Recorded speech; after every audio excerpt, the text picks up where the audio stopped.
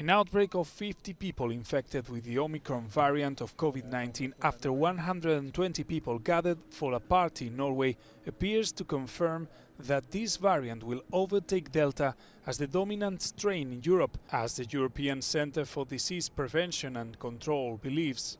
Scientists are still studying the Omicron variant, particularly hoping to understand if current vaccines are effective against it. This variant has even more mutations than Delta had, so we have to keep a close eye on it to understand if this illness is more serious or milder than before.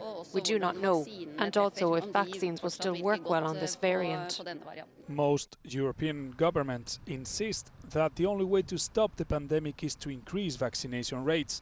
In Germany, a hospital in Bavaria is hoping to raise awareness by switching on red lights.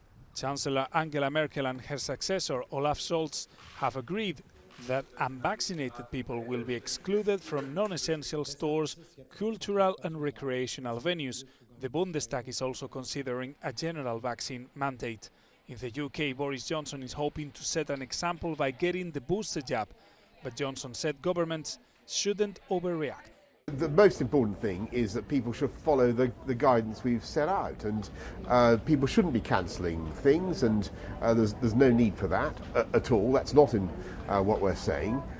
What we're doing is trying to respond in a balanced and a proportionate way to the arrival of the Omicron variant.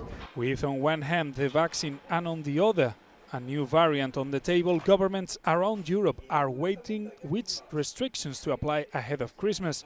Europe's residents are starting to feel the fatigue of restrictions, and the general lockdown seems difficult to justify politically for most countries.